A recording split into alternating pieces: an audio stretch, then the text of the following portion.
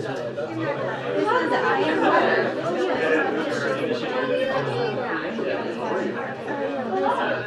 are you? I'm good to see you too.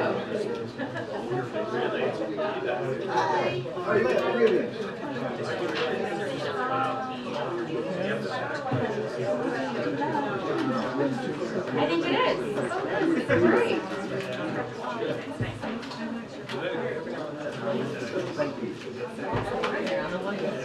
No, hard time.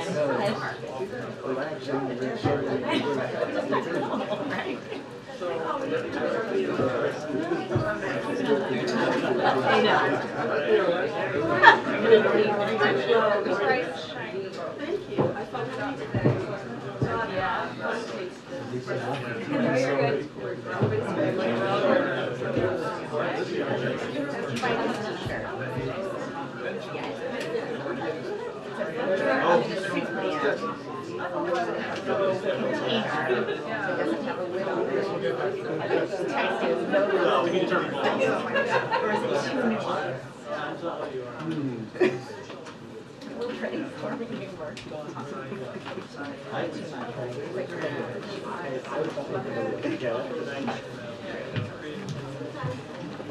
Good afternoon, everybody. Good afternoon. Hi. So, President Biden's values and agenda won big across the country last night. In Kentucky, Ohio, Pennsylvania, and in Virginia, voters once again sided with President Biden's agenda to stand up for fundamental freedoms and build an economy for the middle class and protect democracy. Now let's turn to Ohio for a second. On the heels of an attempt to weaken voters' voices at the ballot box in August, the people of Ohio voted decisively last night to make reproductive care a constitutional right in their state. Ohio is now the 7th state where voters turned out in droves to reject attempts by Republican elected officials to impose extreme abortion bans since the Supreme Court overturned Roe v. Wade.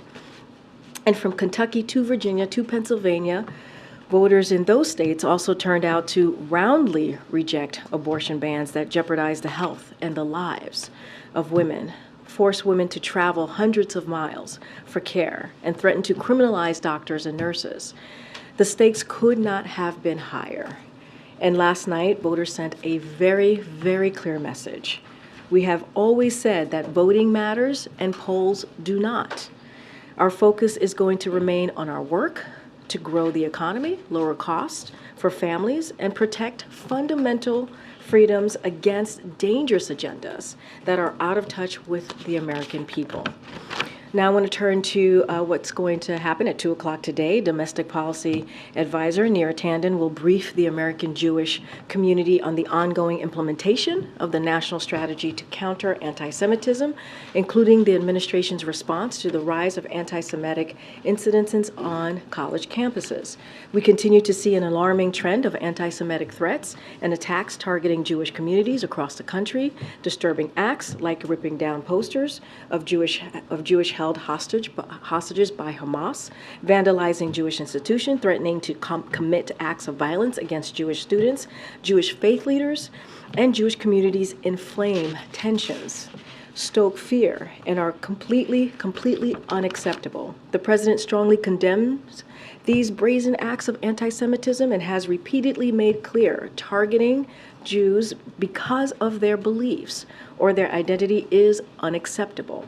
Make no mistake, we will continue to speak out against hate of every dimension.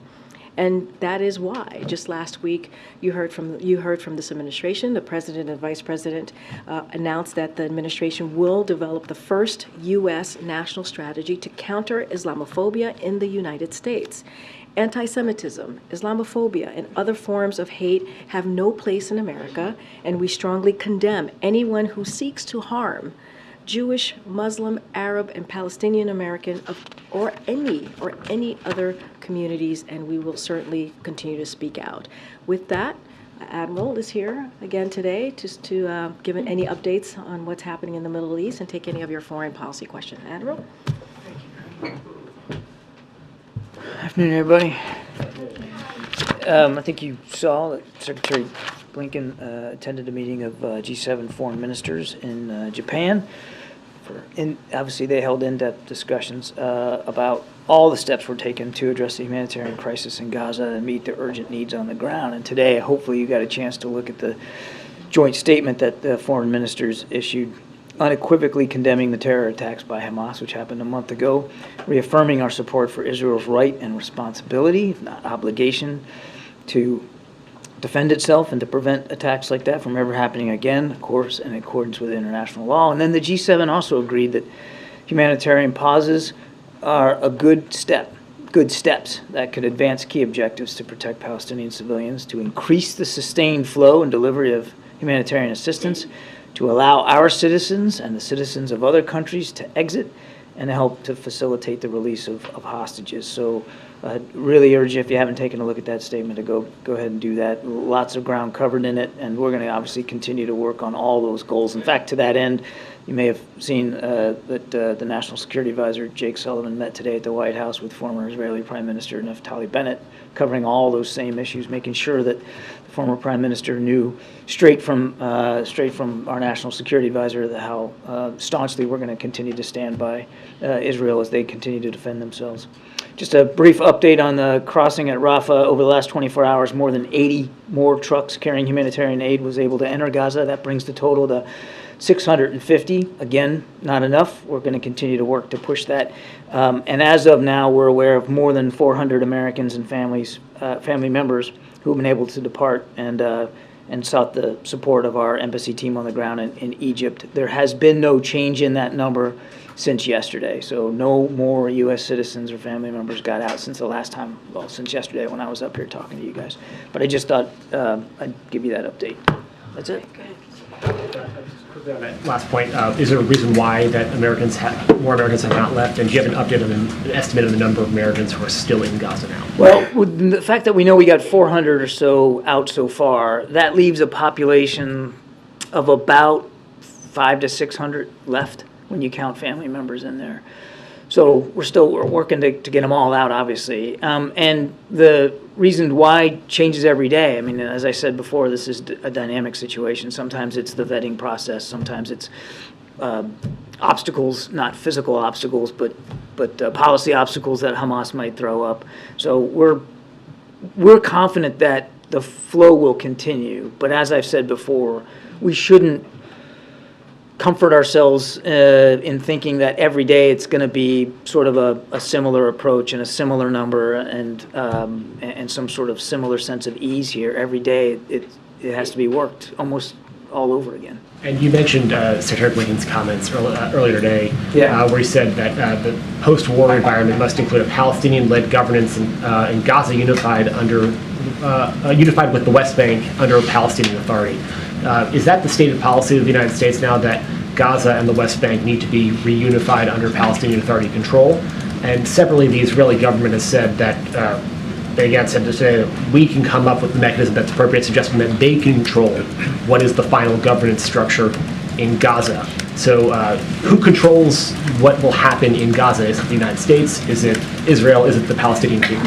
It's, as the Secretary said, we want to make sure that Gaza and the West Bank are for the Palestinian people, and that they have a vote, they have a voice, that they get to be the determining factor in what governance looks like, where they're living, in their homes. And that remains our policy, and will going forward. Now, what exactly does that governance structure look like, and when does it get put in place, and who are the players that are going to help adapt that? All that we're working out. Those are all the questions we're asking ourselves and the questions we're asking of our partners. I can't stand here today and tell you that this is exactly what the structure is going to be, but that is what we're trying to drive to, is a process to get answers to those questions. It sounded like Secretary Blinken was saying that there was a final goal in mind, which was unified control of Gaza and the West Bank under the Palestinian Authority. Is that not U.S. policy? We believe that the Palestinians should be in charge of their future, and they should be the determining voice and factor in their future. Thanks, Green. Thanks, Admiral. Can you confirm that the President and Prime Minister Netanyahu discussed a 3-day humanitarian pause when they spoke most recently? And if so, how are discussions on that going? Nope, I can't confirm those reports. I can confirm that in almost every conversation that we're having with the Israelis right now, we're talking about the benefit of humanitarian pauses. And again, you saw the G7 foreign ministers also unite around that idea. How are discussions on that going? We're continuing to have those discussions. I don't have an update for you. I would remind that there has already been a couple of small humanitarian pauses to allow people to get out, including a small number of hostages who have been released. So this is not a new idea, but it is something that we believe should be continue to be pursued. The Secretary of State in his comments today also referred to a, quote, transition period after this conflict. Could you expand on that and explain what does a transition period look like to this administration? I think he was referring to this idea that, and it came up yesterday, where Prime Minister Netanyahu talked about an indefinite period where they would be on the ground. I think he was referring to the idea, the fact that in the immediate aftermath of conflict, it's certainly plausible that for at least some period of time, Israeli Defense Forces are still going to be in Gaza to manage the immediate aftermath and the security situation. But that nothing's changed about our view that that shouldn't be the long-term solution, that it shouldn't be about an IDF reoccupation of Gaza as a long-term governance solution. One additional question. The UN Commissioner for Human Rights said today after visiting the Rafah border that, quote, he was witnessing the gates to a living nightmare. And he said that while Hamas, what it did on October 7th was a war crime, he also has concerns about the collective punishment of Palestinian civilians amounting to a war crime. What is the administration's response and suggestions, I guess, to what he is saying? Well, again, without responding directly to every comment made by every official around the world, I would just tell you that we're watching these events as closely as we can, of course. We're in constant touch with our Israeli counterparts. We're not going to react to every event on the battlefield, but we are continuing to stress to our Israeli counterparts, and you heard that from Secretary Blinken as recently as today, to stress to them to be as cautious, careful, and deliberate as possible, and to avoid taking civilian life as much as they can in the prosecution of these operations. Now, you had asked me yesterday about Golan Heights, so. I did email one of your counterparts about it earlier too, but go I ahead, know. please. So I just wanted to be fair here. There's been no change in our position on the Golan Heights. I think Secretary Blinken talked about this back in February of 21. There's no change in our policy, and as long as the situation in Syria remains as it is, we understand that that Israel has legitimate security needs there in the Golan Heights. So no change, no policy change. Is the Palestinian Authority capable of running Gaza now, once the fighting dies down? I don't know that, again, we've got a final solution here on how Gaza will be governed, Steve. And obviously the Palestinian Authority would have to be a part of that discussion from the get-go, and as well as with other regional partners. But I just don't know that we've got that solution set nailed down. What we do believe, as Secretary Blinken said, that the Palestinian people should be in charge of their destiny and their future. And when you're trying to get American hostages out, how does that process work? Are you in direct contact with Hamas?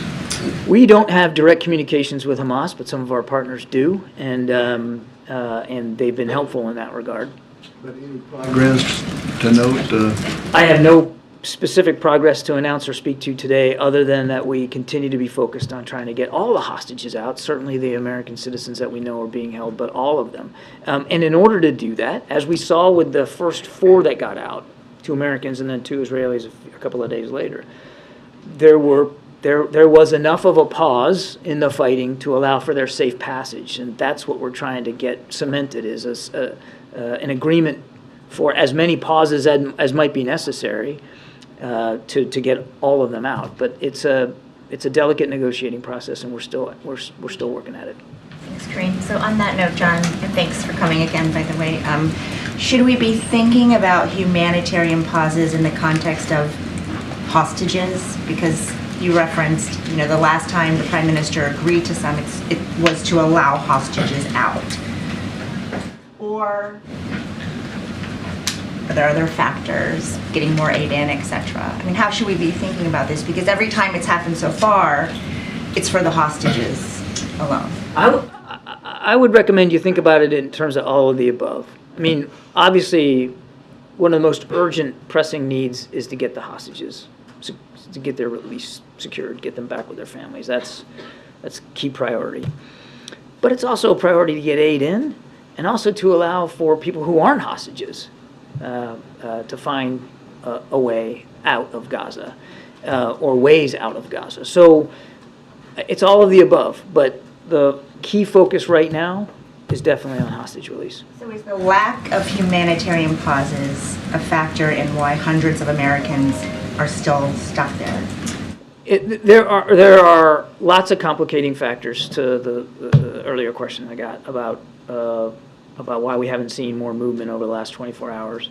And the need to be able to cross Rafah safely without fear of coming under fire is certainly one of those factors. Just to follow up on that hostages, Israeli government sources tell ABC News that Israel won't accept the release of 10 to 15 hostages, that it wants a bigger group close to 50. Is that a position that the White House agrees with? I am not going to negotiate in public. Can you talk a little bit more about what demands Hamas is making to release these hostages? What is being asked for? I know you're not in direct contact. Any guidance you can give on what? Again, I'm really not going to get into negotiating it in public. We have a way to communicate with Hamas. We're using that way, and we're doing everything we can to get these folks back with their families. But I think you can understand that I could be putting all that process at risk if I start talking about the negotiating stance of one or another partner in this. And just any sense of proof of life, that anything you can give us as far as how you would know that these hostages are alive right now? I am not aware of any specific proof of life for specific hostages, to include the small number of Americans that are still being held hostage. We don't have any indication to the contrary that they aren't still alive, and so we're certainly operating under that assumption. John. Thank you, Kareem. Admiral, it's been a few days now since the leader of Hezbollah delivered a speech that sought there may be prompt some more violence in the northern front. Have you been, over the last few days, have we seen any, has the U.S. tracked any escalation there? What do you expect? We've seen some rocket attacks from southern Lebanon into northern Israel, but we have not seen some sort of wholesale effort by Hezbollah to join this fight or to open up a quote-unquote second front. And as a follow-up, is there a sense as to what sort of role at the moment Tehran might be playing, sort of any sort of communication with the forces there in the north?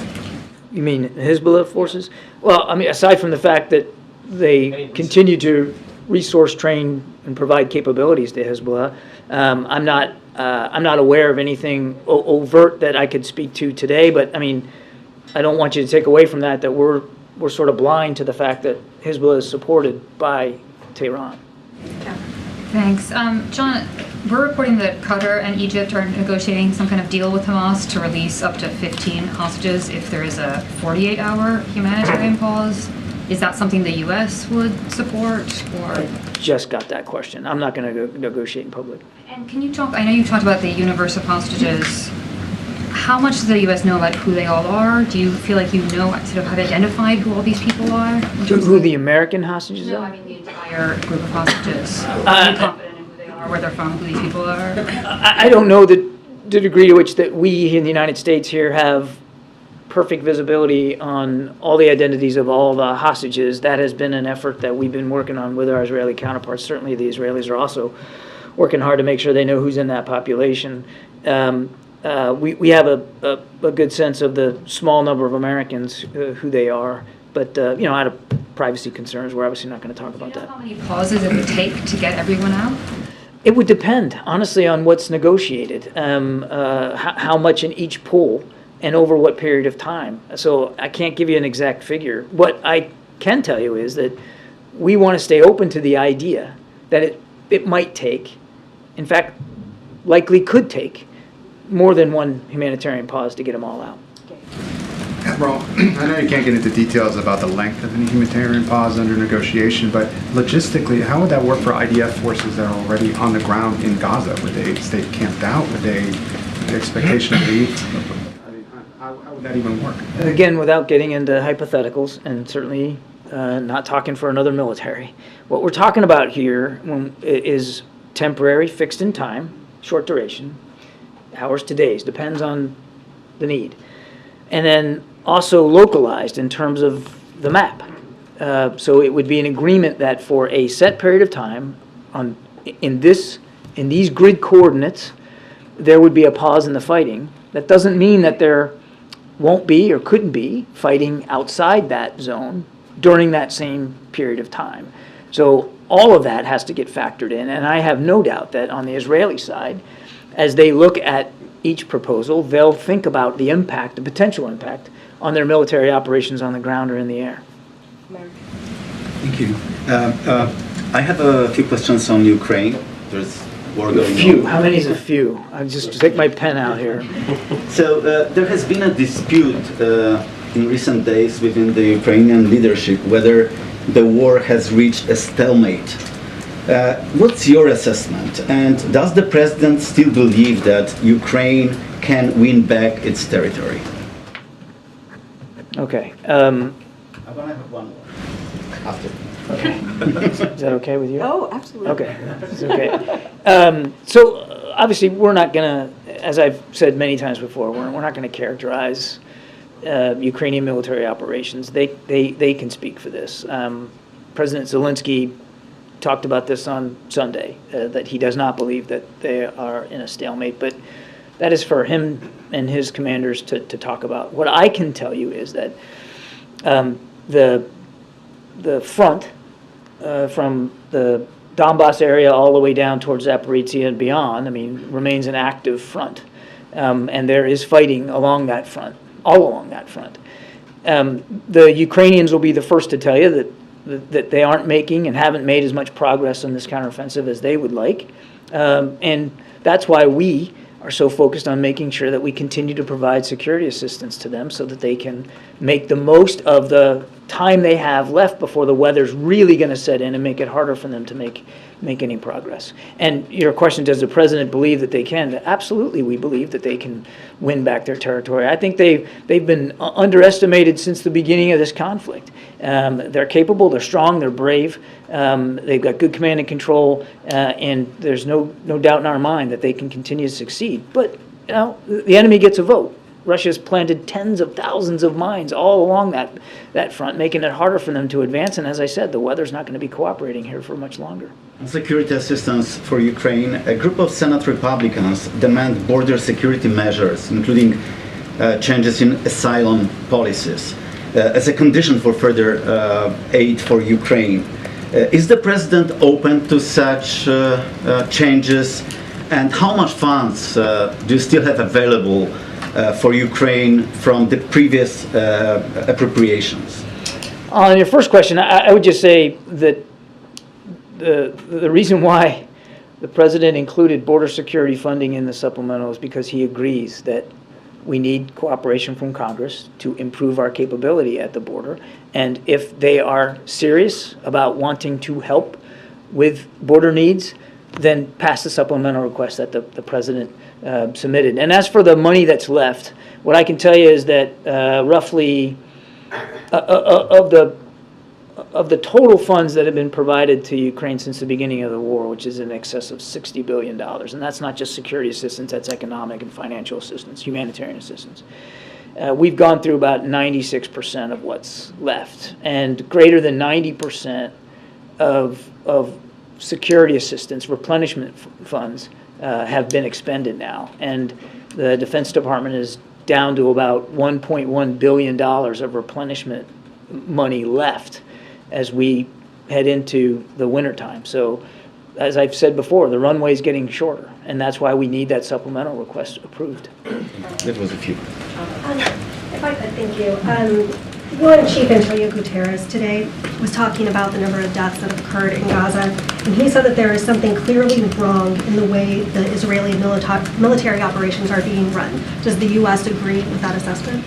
Again, I'm not going to armchair quarterback this fight from this podium. We're not going to react to every event, every strike on the ground.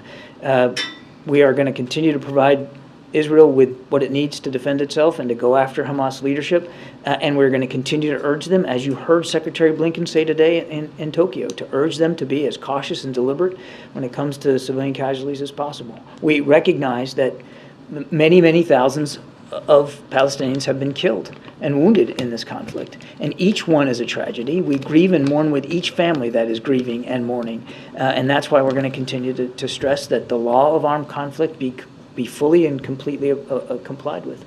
And one thing that falls a little bit under your purview, something that the White House and campaign and the president's allies often say, is that one of his selling points is his leadership on the world stage, pointing to Ukraine, Israel, his ability to reinvigorate NATO. Yeah. But a CNN poll released just yesterday found that only 36% of registered voters believe Biden is an effective world leader, and that Trump, 48% believe he is. Were you surprised by that number, and where do you think the disconnect is? We're not focused on polls at the National Security Council.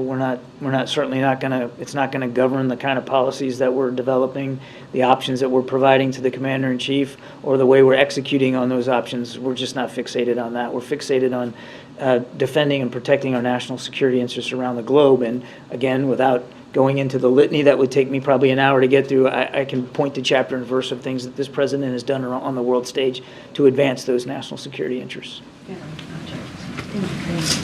John, does the president think that Israel's plan to oust Hamas is achievable militarily?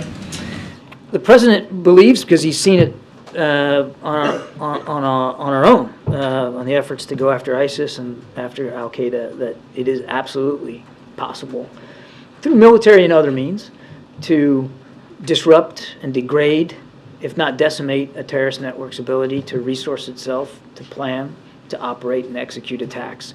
We're not going to, again, characterize or analyze publicly Israeli war plans. They should be the ones speaking to that. Right now, they are focused on putting pressure on Hamas leadership, specifically in Gaza City.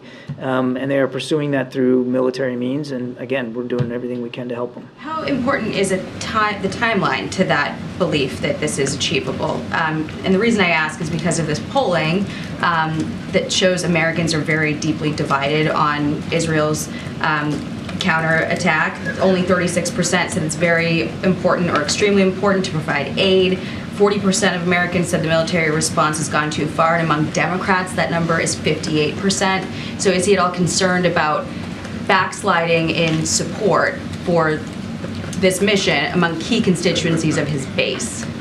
As a leader who has been, deeply involved in the Middle East for much of his public life, he understands that there's a lot of complex history here, and he also understands that right now there's an awful lot of strong feelings on all sides about what's going on right now. He appreciates that, but he's not going to develop policy options here for the United States or administer our national security interests, again, according to polling data, which shifts and change. He's going to do it based on principles, based on a firm belief in Israel's right to exist as a nation and the Israeli people right to live in peace and security, as well as the Palestinians. And that's going to govern how he makes his decisions with respect to protecting our national interests, to include, Jackie, his firm belief that in the promise of a two-state solution and how we can't abandon that. Will we send American troops into Gaza to get American hostages? There are no plans to put American troops on the ground in combat in this fight, and we are pursuing a series of steps, largely through negotiations, to get our hostages out. Thank you, Karine. John, do you think that Hamas, or do you believe that Hamas is holding all the hostages in Gaza, or do you think there is other groups like Islamic Jihad or maybe others, and use the same channel of communication via your partners to try and deal with them?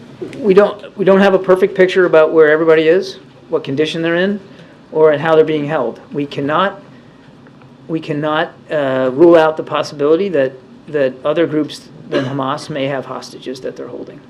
Okay. And yesterday you said there is no red lines militarily for Israel, but is there any political red lines?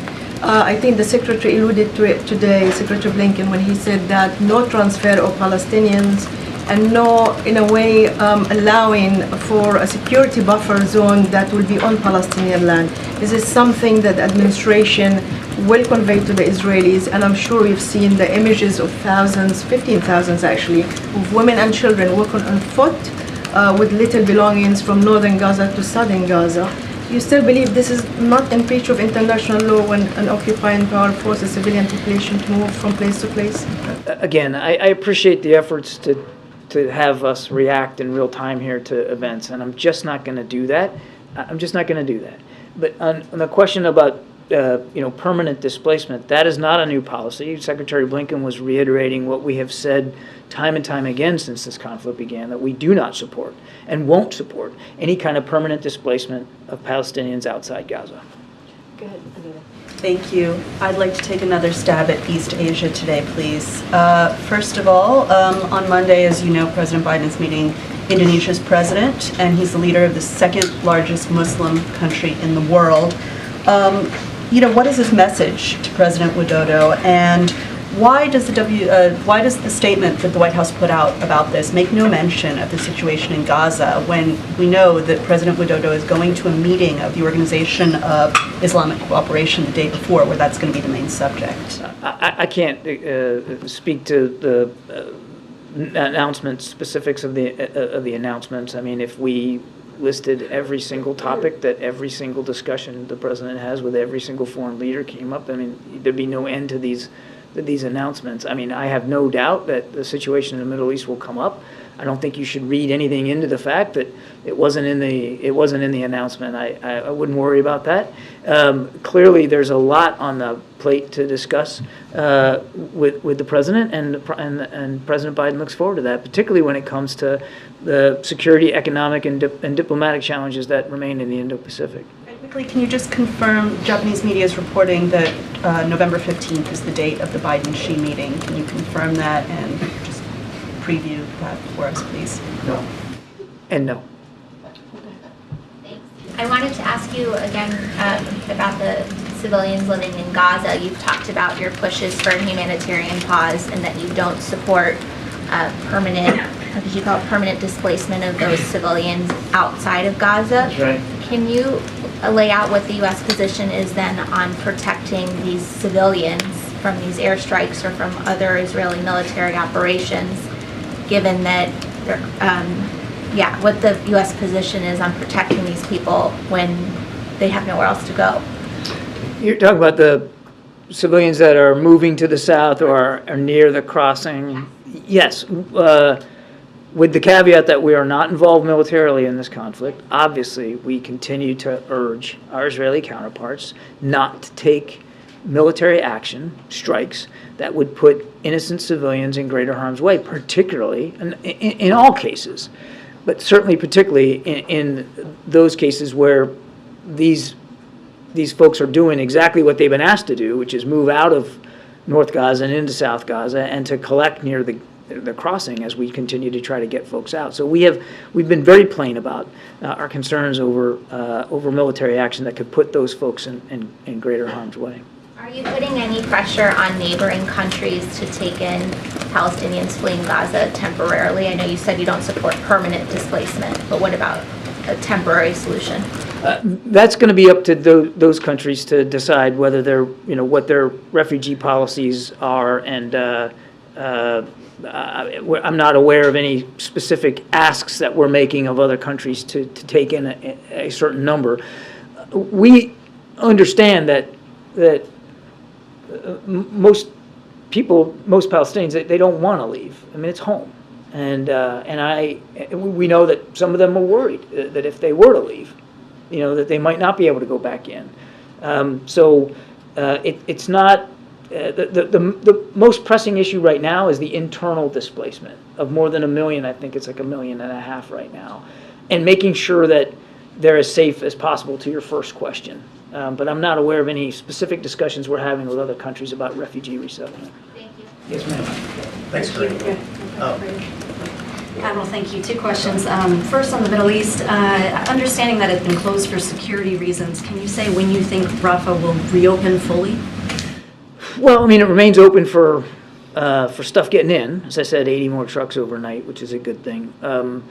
And I wouldn't characterize it as closed, not in a permanent sense. It's just that we weren't able to make any progress over the last 24 in terms of people getting out. But that doesn't diminish our confidence that we'll be able to continue to get folks out over time. But every day, it's a series of negotiations. Every day, it's a series of discussions about process and procedure and vetting and all that. And, you know, there's going to be some days where we're more successful than others, but we're not considering it permanently closed.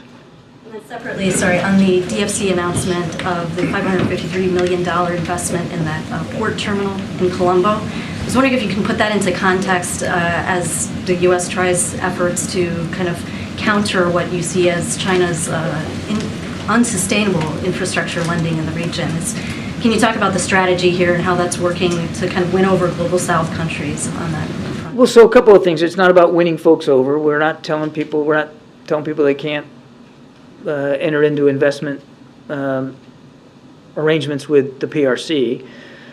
That said, the president has worked hard now over the last 2 years to advance what he calls the PGI, the Program for Global Investment and Infrastructure, which is providing in ever-increasing amounts investment opportunities for lower middle-income countries to seek more fair, more transparent, and quite frankly, more economically beneficial investment opportunities for their own infrastructure all around the world. And he has talked about that at some length. It is providing, we believe, it is providing them alternative funding to help their own economies and their own people, so that they don't have to rely on the quote-unquote, Belt and Road Initiative, which is pretty high interest and low results so far. Jared. Thank you. I wanted to go back to this idea of sort of the humanitarian pauses versus a ceasefire. I know you've talked a lot about how those are very different things. So in that context, would, say, a 72-hour humanitarian pause be different than a ceasefire? I guess my question is, how long are humanitarian pauses humanitarian pauses? Humanitarian pauses are as long as they need to be for accomplishing whatever the specific purpose is, whether it's hostages out or aid in or just getting people out. I mean, they have to be as long as they need to be. But just to be clear, to kind of reset here, when we talk about a ceasefire, when you use that term, when that term is applied, a general ceasefire, it connotes a cessation of hostilities for an indefinite period with the purpose of finding an end to the conflict. Usually when you get into a ceasefire, it's when you think you're at the end game and it's time to negotiate. Go to the table and brass tacks here, how are we going to end this war? And we don't support that at this time. A ceasefire right now benefits Hamas. It certainly also legitimizes what Hamas started on October 7th. It would give them a propaganda win. They see, look, now there's a ceasefire, and so we're going to be an equal party to this, and we have every right to continue to stay in governance in Gaza. And they don't, and they're not. So a ceasefire not only gives them time to plan and execute, but it legitimizes what they started on October 7th. And that's unacceptable to President Biden. It's certainly unacceptable, understandably so, to the Israeli people. A pause is, as I said, temporary, localized, specific purpose. Jenny. Thank you, Colleen and Deputy John. I have two questions. Secretary Blinken and Defense Secretary Austin visit to South Korea and hold talks with their counterpartners. What role do you expect South Korea to play in the Middle East conflict? Secondly, currently the United States is focusing on the war in Ukraine and the Middle East war, Hamas and Israel wars. Does the United States have a strategic response plan in case of an emergency on the Korean Peninsula or Taiwan area? I mean, we always strive to be prepared for contingencies on the Korean Peninsula and in the region. And the president has devoted a lot more energy and effort and resources to making sure that we can meet our security commitments to the Republic of Korea, including additional training and exercise events, improving our intelligence collection capability off the peninsula, and of course maintaining a very robust military force in the Indo-Pacific naval, air, and ground. So, and we're in lockstep. You'll see this on hand as our defense and foreign ministers meet here shortly to make sure that that alliance remains ironclad.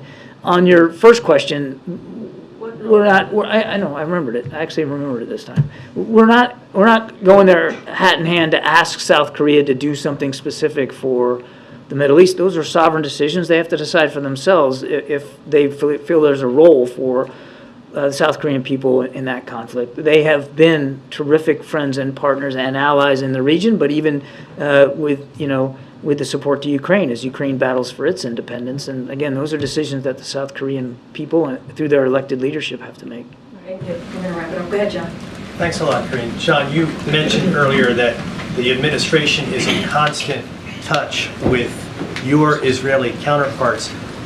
Do the Israelis update you, apprise you of the progress that they are making in this conflict against Hamas? Yes.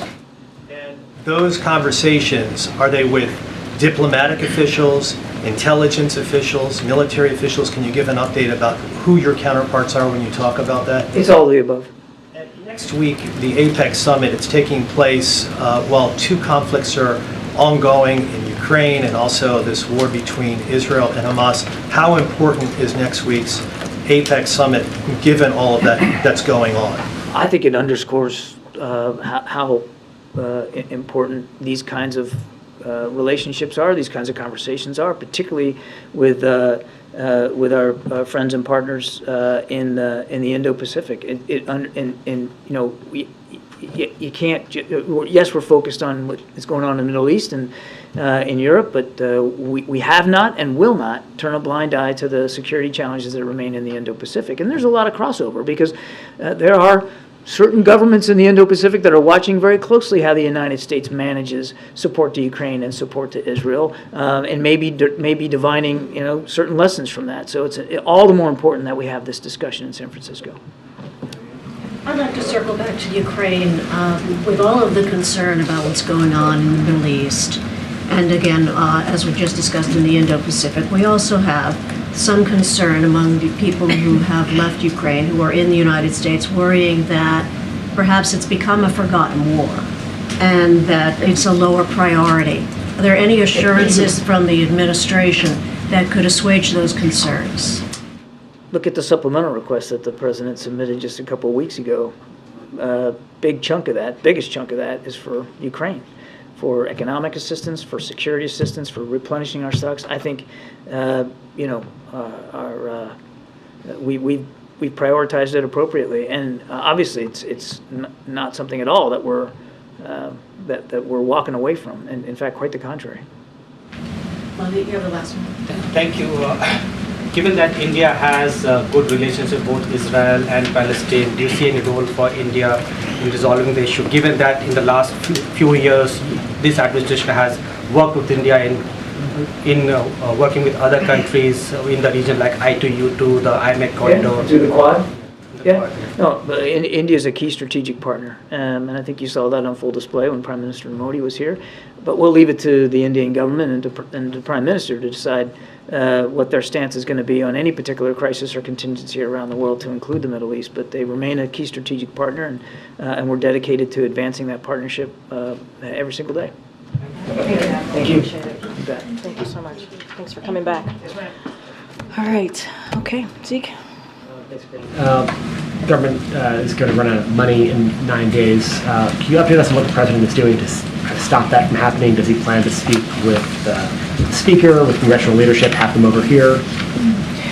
So we don't have any readout or potential calls on the president's outreach to members of Congress in the next upcoming days. What I can say is, and I'm sure you guys have reported this, is that the OMB director, Shalonda Young, is continuing to do outreach, and she is on the Hill to outreach to members of Congress today, and certainly laying out the urgency of making sure that our national security and domestic supplemental, which, as you know, is our emergency needs, are certainly met. As we know as well, there is bipartisan support for those supplemental asks that the president has made, and Also, as you know, as the Admiral just mentioned, it includes Ukraine, Israel, and some critical humanitarian assistance. So we're continuing to have those conversations. They've been happening for some time now with the OMB, certainly director, and certainly the Office of Leg Affairs and other folks here in the White House. And we have made ourselves very, very clear how important it is to make sure that the government stays open, make sure that key vital programs that American people need continue to get funded. It is important. We should not be here again. Congress has to make sure they do their jobs. And so that's been very clear. This is something that they have to act on. This is something that they can avoid. And so we have been clear about that, and we'll certainly continue to make that clear to them. And then last night in a bipartisan vote, the House censured Congressman Rashid Tlaib. Does the president believe that was appropriate, that her comments justified that action? So I'm not going to speak to the actions that Congress takes. We've been very clear in any other resolutions that include a censure. We've been very clear whether it's a Republican or a Democrat. That is for certainly Congress to take action on, and that is their prerogative. We've been clear. You've heard from members of NSC, whether it is the Admiral or whether it is John Feiner who spoke to this, that when it comes to the phrase that was used from river to the sea, it is divisive, it is hurtful, to many find it hurtful, and also many find it anti-Semitic. And so obviously we categorically reject applying the term to this conflict. But I will more broadly say, and this is something that John Feiner said when he had his interview on Sunday on Face the Nation, we respect that there are strong feelings about the war in Gaza. And and there are legitimate public debates and concerns about how it is being fought. So we have expressed strong views ourselves in public and in private conversations with Israeli officials, as you heard the Admiral speak to, as you all aware about the importance of preventing civilian casualties for sure, for certain. But remember, Israel is defending itself from terrorists who committed a horrific act. That's what we saw on October 7th, as you all know, and who have taken about 240 people hostage, including American citizens. So not going to speak to the actions that Congress took, but certainly as it relates to that term, we've been very clear. We strongly disagree. Has anyone from the White House reached out to the Congresswoman, and given that she used a phrase that you just described as divisive and potentially anti-Semitic, does the White House plan to have any engagement with her? The president's head of the Democratic Party. Is there a place in the Democratic Party for somebody who uses phrases like that? So we've been very clear. We just said we think that we strongly disagree in using that phrase. I mean, that is coming from here, from the White House, in a very public way. It's been said by many people at the White House. So we've been very, very clear about that. I don't have any conversations to read out to you with the Congresswoman. I just don't have anything from here at this time to read out. But look, we've been very clear, very, very clear about using how it is important to be mindful about the language that we use, especially in this time, and we'll continue to speak out to that. Thanks, Karine. What does the president think last night's election results say about his own chances for re-election, if anything? So not going to get into his re-election, obviously, from here, or anything that's related to 2024. You saw the president's statement yesterday about a particular, obviously, issue 1 in Ohio. You heard directly from the re-election campaign, so certainly I would refer you to the re-election campaign. But what I can say more broadly, and I think it's important to note here, and I said this a little bit at the top, of how what the American people made very clear. They spoke out loud and clear, and what we believe we saw across the country is that we saw the president's values and agenda win big across the country last night. And this is not just in 2023. We saw this in 2022. We saw this in 2020 as well. And Americans spoke loud and clear how we need to protect reproductive rights. Women should have we should have the freedom to make a decision on their own health care. That is important. We heard them speak very loudly against dangerous conspiracy theories that we've heard out there, right, which are incredibly dangerous, as I just said, and they rejected that.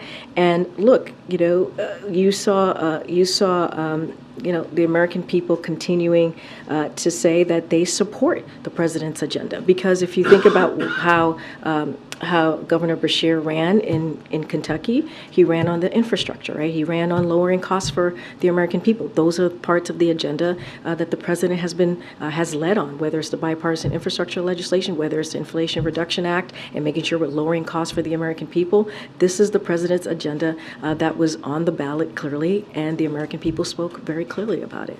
And then just secondly, on the Israel war, the Israel-Hamas war, the majority of the Democratic caucus has sent the president a letter asking for reassurances that Israel has a viable plan for defeating Hamas and that U.S. military aid will be used in line with humanitarian law, among other things. Has the president responded to these Democrats? And is he prepared to offer those assurances now?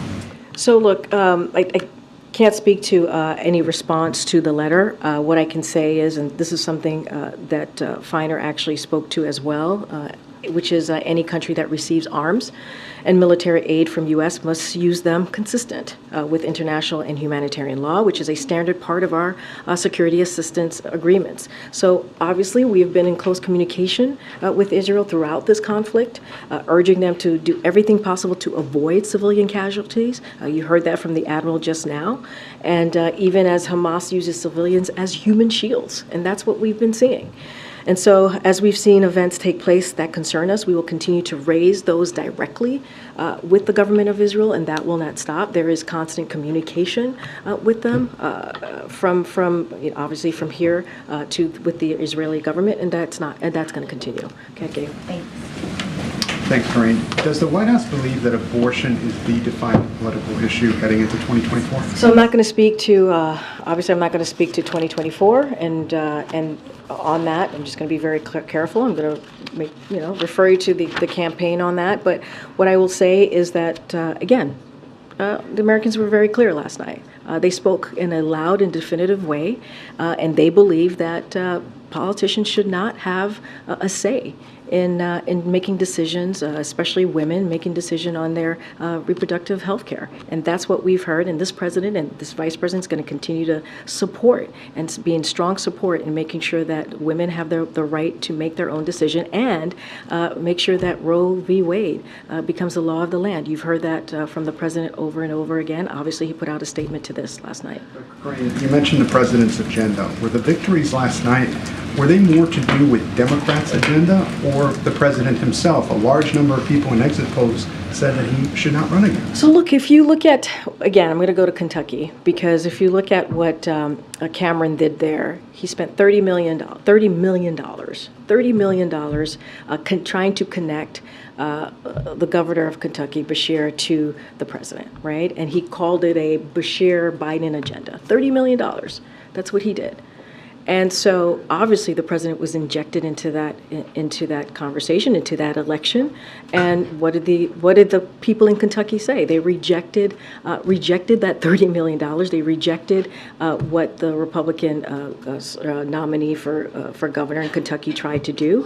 And not only that, as I mentioned just moments ago, Beshear ran on infrastructure. He ran on lowering costs. Those are the president's agenda. But the president didn't go out and campaign himself on that issue. But it is rare for a president. It is rare for a president to go to a state that has been coined by all of you, a deeply red state. That's what Kentucky is.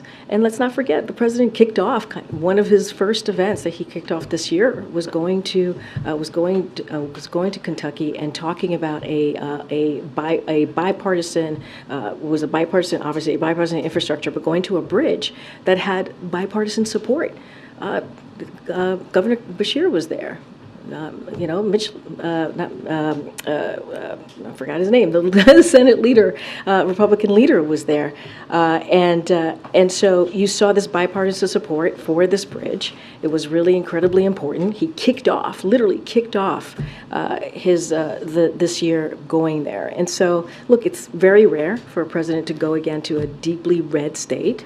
That is not something that, a president would do. And so, look, the president's agenda was certainly, we believe, on the ballot. This issue of abortion, right, which we know how extreme Republican electeds have been in putting out national ban. And what did the American people do? They rejected that. They rejected the extremism that we saw from them. They rejected the conspiracy theories that we saw from them. And the president is going to continue to do the work of the American people and push forth what the American people want us to do here, and is to make sure we deliver. Go ahead. Is the Biden-G meeting in San Francisco totally locked in? It's going to happen 100% certain? I don't have anything to confirm here and now. Obviously, you'll hear more from us in the upcoming days. I just don't have anything to confirm. And is he going to watch the Republican debate tonight and comment on it? I don't have anything on the president's schedule for this evening. Obviously, it's going to be on the airwaves tonight. I just don't have anything to share on what the president's schedule is going to be for this evening. How much of the election returns did he watch last night? Well, as you know, the president made some phone calls, right, to some of the folks who either, whether it was Governor of Kentucky, who was obviously reelected, or some other Democrats who won last night. And so obviously he paid close attention to the results last night. I just don't have anything else. Okay.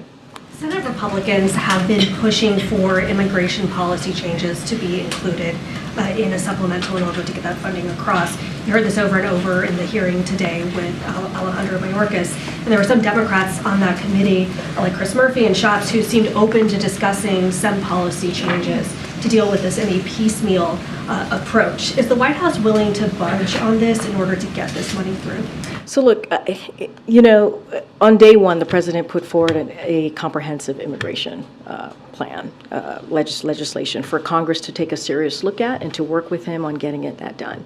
We have a broken immigration system. It's been broken for decades now, and the president has done everything that he can on his own to try to figure out how do we deal with what's going on at the border.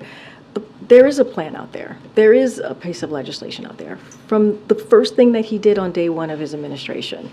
And we put together, or we included the border security funding in the supplemental because we believe it is important to continue the funding that is needed to deal with this issue. And so if Republicans in Congress were serious and are truly, truly serious, they would look at what we presented. I'm not going to negotiate from here on what we would discuss or move forward with, but we've been doing this from day one. From day one, the multiple times that I have talked about border security and asking for Republicans to act, asking for Republicans to meet us in a way to have a real serious conversation on how to deal with the border, we don't see that. We just don't see that.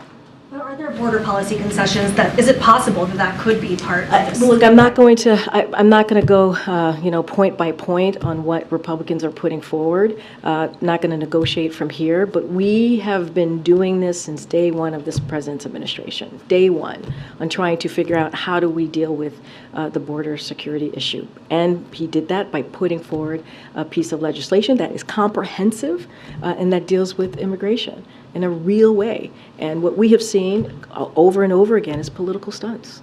And the president's heading to APAC next week, but then right around the corner is that government funding deadline. Is the White House considering any alterations to his schedule or plans? Could he potentially come back a little bit earlier? We don't have any changes to his schedule. Look, this is something that Congress can get done very easily. This is their job, right? Their job to keep the government open. It is up to them to get this done. They have to do their jobs. They have to do this work. They have to keep their commitment. There should not be a government shutdown. The president's going to continue to do the work for the American people, obviously focusing on foreign policy, focusing on national security next week, and that's what we're going to see in APEC. And really important to have those diplomatic conversations, and that's what you're going to see the president do. Go ahead, Jojo. Thanks, Corinne. Can you give us a preview of the president's trip to Illinois? And also, I'm wondering, does the president believe that his decision to join auto workers on the picket line made any difference at all in settling this dispute between the workers and the auto companies? So let me get to tomorrow. So tomorrow, obviously, which is Thursday, President Biden is going to deliver remarks and meet with UAW auto workers, UAW President Shawn Fain and Governor J.B. Pritzker in Belvidere, Illinois, to highlight his commitment to delivering for Illinois to for delivering for working families and creating good-paying union jobs, as well as UAW's historic agreement that includes bringing thousands of UAW jobs back to Belvedere and reopening a plant, which is incredibly important. The acting Labor Secretary Julie Su and senior advisor to the President Gene Sperling will join the president on his travel. When he is in Belvedere, Illinois, where he's going to mark the reopening of that assembly plant. This reopening will create thousands of jobs, highlight the president's commitment to rehiring and retooling the EV and EV battery jobs in the same communities where auto jobs have created good-paying union jobs for decades. And thanks to the contract that UAW was able to negotiate with the auto workers, the UAW auto workers will get more in wage increases in 4.5 years than they did over the past 22 years combined. I would, to answer your other question, look, this was collective bargaining. The president believes collective bargaining works, especially when all sides come together in good faith, and that's what you saw. And this is a victory for them. This is a victory for the men and women of the UAW, and it is something certainly that he supported, and we obviously were able to give support to the negotiations, but they did the negotiations. It was their negotiation to have, and certainly we are glad that it came to a place where UAW auto workers were able to get what they deserve. The vice president was just outside. Oh, she left. You think you could invite her in here? Oh, okay. It feels like she's gonna make a statement. We should be here. Okay, I was not aware of that. I was not aware. I was not aware. We'd have to talk to her office. Is she still out there? She just finished, but we'd love to ask her questions. Okay, all right. Well, would have to. Oh, Steve is coming back. Would have to ask what happened. I was not aware that was going to happen. For about 30 seconds about the last night's elections. Okay. Okay. All right. I guess what's behind the decision to not have the president come out in the wake of the results? So look, you're going to see the president tomorrow. Just talked about Chicago. Now I see why people left and came back. Okay, that's good to know. Was not aware. Okay, so look, the president put out a statement on issue 1, Ohio issue 1. Yesterday, as you all know, Ohioans voted decisively to protect the access of reproductive health care in the state constitution, and so that was important. I mentioned that he spoke to Kentucky governor. He also spoke to Congressman-elect Gabe Amo and Philadelphia Mayor-elect Sherrell Parker, so that was important. And of course, the campaign spoke to this as well today. You're going to hear, you're going to hear from him tomorrow. He'll certainly speak to this tomorrow. I just don't have anything more on his schedule today. But look, this is last night was an important night. I think important night for the American people. Like I said, they rejected these extreme policies that we have seen from the Republican Party, and also they lifted up the president's agenda, the president's values, and that's also important because what the president has been trying to do from day one is deliver for the American people, whether it's infrastructure, whether it's lowering cost for Americans, whether it is making sure that we protect our democracy. Those are the things that the president has been steadfast on, and this is what we heard from the American people in an overwhelming way. And also, let's not forget reproductive right that played a role in Ohio, in Kentucky, and Virginia. But then given those wins, how do you explain the president's low approval rating, the disconnect there? And look, I spoke to this yesterday, and what I said is you have to take these polls with a grain of salt, right? And I talked about 2020, right? And what we saw in 2020 and what was being reported then. And what we saw is a president that was able to bring an incredibly strong, diverse coalition to win in 2020. We saw the same thing in 2022. Back in October or in 2022, we kept on hearing about a red wave that didn't materialize. Again, just going into this election, right? And so, look, we don't put much stock in polls. The president's going to focus on delivering for the American people. He has an agenda that is incredibly popular, and that matters. And that's going to be what the president's going to focus on. How do we continue to deliver for the American people? And that's the focus. Okay. So Senator Tuberville doesn't look like he's budging anytime soon on the Department of Defense nominees. Republicans met yesterday and he wasn't moving. Does the White House believe that the Senate's going to need to change the rule in order to get the 400 or so?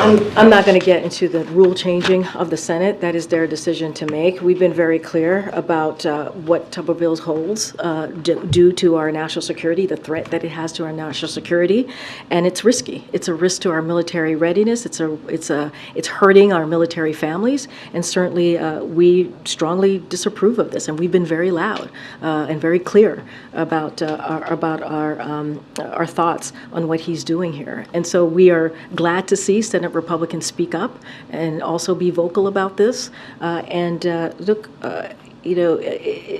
We need him to stop blocking these nominees, and we need them to get confirmed very quickly. And we need him to stop playing political games here. We should not be playing political games with our military. That is not how we should be moving forward here.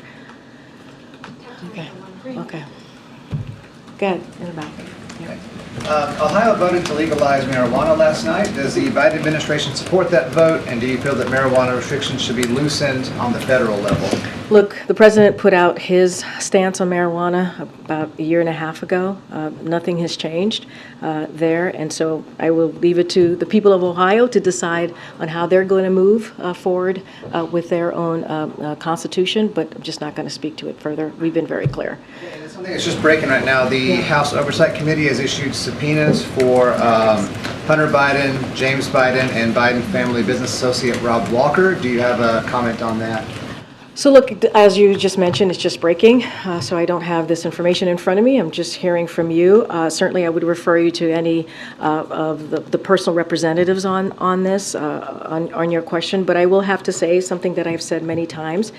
This is an investigation that has been going on for a year now and has turned up zero evidence of wrongdoing by the president because there is none. But Republicans continue to double down on a baseless smear campaign against the president and his family.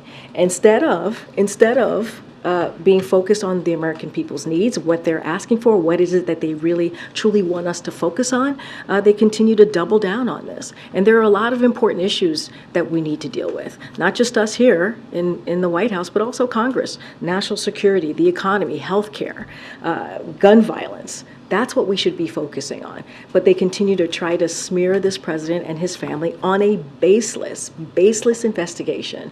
And so anything else further, certainly I would refer you to the personal representatives on it.